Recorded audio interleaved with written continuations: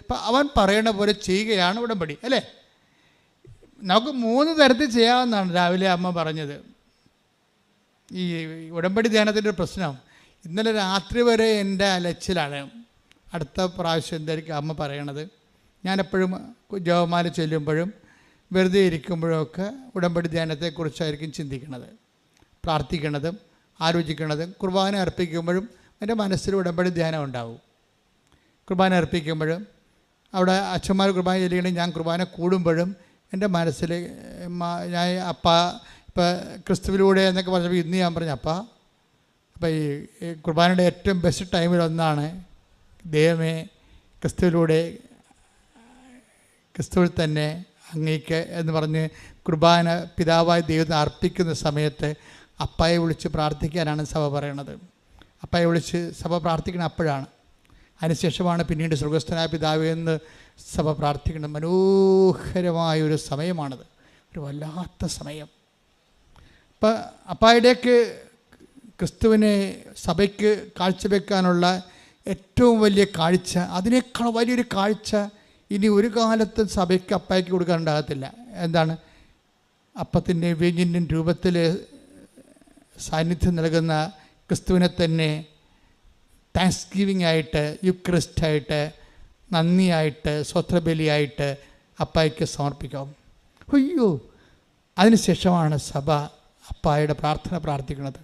സ്വർഗസ്ഥനായ ഞങ്ങളുടെ പിതാവേ, കുർബാനയുടെ അംശങ്ങൾ നമ്മൾ അറിയണമെങ്കിൽ എപ്പോഴും കുർബാനയെക്കുറിച്ച് നമ്മൾ ധ്യാനിച്ചുകൊണ്ടിരിക്കും. അത്രയ്ക്ക് മനോഹരം തന്നെയല്ല, അത്രയ്ക്ക് ഈടുള്ള അഭിഷേകം. എല്ലാ പ്രാർത്ഥനയ്ക്കും അഭിഷേകം ഉണ്ടെങ്കിലും കുർബാനയുടെ അഭിഷേകം എന്ന് പറയുന്നത് നമുക്ക് അതിനെ ദൈവം ഇനി ഒരിക്കലും കുർബാനയ്ക്ക് പകരം വേറെ ഒന്നും ചെയ്യത്തില്ല. അത്രയ്ക്ക് എല്ലാ മേഖലകളിലും അത് അഭിഷേകമാണ്. അതിൻ്റെ അന്തസത്ത പണ്ട് ഞങ്ങൾക്ക് അറിയത്തില്ലായിരുന്നു. ലത്തിയിലായാലും കുർബാന അർപ്പിച്ചുകൊണ്ടിരുന്നത്. എൻ്റെ കുഞ്ഞുനാളിലൊക്കെ പള്ളിയിൽ പോകുമ്പോൾ ഞാൻ 4ാം ക്ലാസ്സിലൊക്കെ ചെല്ലുമ്പോൾ ലത്തീം കുർബാന അച്ഛൻ അങ്ങോട്ട് തിരിഞ്ഞാണ് അർപ്പിച്ചുകൊണ്ടിരുന്നത്. അപ്പോൾ അതിനുശേഷം വത്തിക്കാൻ സുനകദോസ് കൂടി പിതാക്കന്മാരിലൂടെ പരിശുദ്ധാത്മാവ് ജനങ്ങൾക്ക് തിരിഞ്ഞ് കുർബാന അർപ്പിക്കാൻ പറഞ്ഞു. അത് മലയാളത്തിൽ ചെല്ലാൻ പറഞ്ഞ്. അപ്പോഴാണ് ഇടിമുഴക്കം ഉണ്ടായത്. മലയാളത്തിൽ ചൊല്ലിയപ്പോഴെല്ലാവർക്കും മനസ്സിലായി എന്താണ് നടക്കുന്നത് അൽത്താരയിൽ, എന്താണ് അവർ പാടുന്നത്. കർത്താവെ കനിയണമെന്ന് പറയുമ്പോൾ നമ്മുടെ ഉള്ളിലെ കർത്താവിൻ്റെ കനിവിങ്ങനെ നിറവായി വരും. അതിൻ്റെ കാരണം വെച്ച് കഴിഞ്ഞാൽ ആ പ്രാർത്ഥന വരുന്ന ഒരു സ്രോതസ്സുണ്ട്. അതായത് ഒരു ഗ്രാമത്തെ അല്ലെങ്കിൽ ഒരു പട്ടണത്തെ ശത്രുക്കൾ വളഞ്ഞ് അതിനെ ആക്രമിച്ച് അതിനെ കീഴ്പ്പെടുത്താൻ വേണ്ടി വരുമ്പോൾ ആ പട്ടണത്തിൻ്റെ രാജാവ് പടയാളികളുടെ കൂടെ ഇവരെ എതിർക്കാൻ വേണ്ടി പോകും. അവരെ പുറകെ നടന്ന് ആക്രമിച്ച് കീഴ്പ്പെടുത്തി അവരുടെ രാജ്യം കൊള്ളയടിച്ച് അവിടുന്ന് രത്നങ്ങളും സ്വർണങ്ങളുമായിട്ട് രാജാവ് തിരിച്ചു വരുന്ന ഒരു റോമൻ ഒരു ചരിത്രത്തിൻ്റെ പിന്നിലുണ്ട്. അപ്പം ജനങ്ങൾ പറയും എന്താണ്, രാജാവ് സ്വർണവും രത്നവുമായിട്ട് നമ്മളെ കൊല്ലാമെന്ന ശത്രുക്കളെ നമ്മൾ കീഴടക്കി കഴിഞ്ഞിട്ട് അവരുടെ പണ്ടം നമ്മൾ കൊള്ളയടിച്ച് കഴിഞ്ഞിട്ട് ആ കൊള്ള വസ്തുക്കളുമായിട്ട് തിരിച്ചു വരുന്ന ഒരു ഓരവുണ്ട്. അതാണ് അത് യഹൂദൻ്റെ ജീവിതത്തിൽ അതുണ്ട്. യഹൂദൻ പറയും കൊള്ള വസ്തുക്കൾ പങ്കിടുന്നവരെ പോലെ ഞങ്ങൾ ആഹ്ലാദിച്ചെന്ന്. അപ്പോൾ നമ്മളോർക്കും കൊള്ള വസ്തുക്കൾ കാണുമ്പോൾ കണ്ടവൻ്റെ മുതൽ കൈയേറിയതിന് ആഹ്ലാദം ഉണ്ടാവുക. യഹൂദിന് ആഹ്ലാദം ഉണ്ടാവും. കാര്യം എന്താണ്?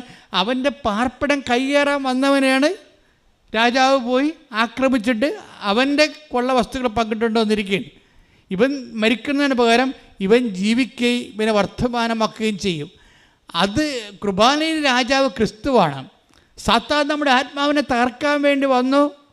അതിന് ക്രിസ്തു അവനോട് പടപൊരുതി അവൻ്റെ രക്തത്താൽ നമ്മളെ വീണ്ടെടുത്ത് ക്രിസ്തു നമുക്ക് പകരം വില കൊടുത്തുകൊണ്ട് ക്രിസ്തുവിൻ്റെ ആ വില കൊടുപ്പിലും ആ ത്യാഗോജ്വലമായ ബലിയർപ്പണത്തിലും അപ്പം പ്രസാദിച്ചുകൊണ്ട് അപ്പം ക്രിസ്തുവിനെ പ്രസാദിച്ചുകൊണ്ട് കൃപ നൽകുമ്പോൾ ആ കൃപയുമായി രാജാവ് എഴുന്നള്ളി വരികയാണ് കുർബാനയിലേക്ക്.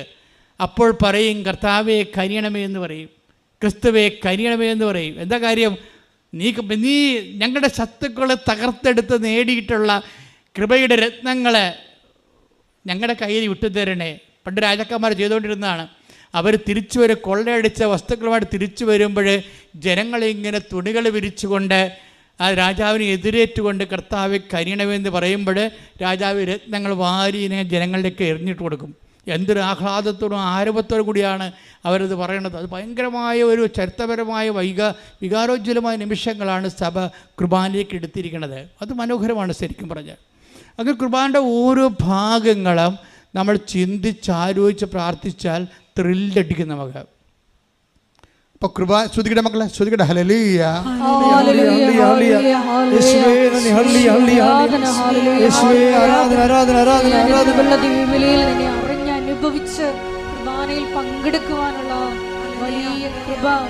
ഒരുമിച്ച് പാടാം. ശ്രുതിയുടെ ഹല്ലേലൂയ.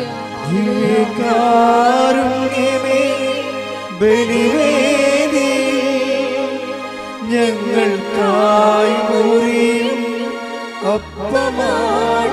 ശ്രദ്ധ പാടുക എല്ലാവരും. ദിവ്യകാരുണ്യമേ ബലിവേദി ഞങ്ങൾക്കായി മുറിയും അപ്പമാണു നീ. ജീവൻ സമൃദ്ധമായി ഉണ്ടാകുവാൻ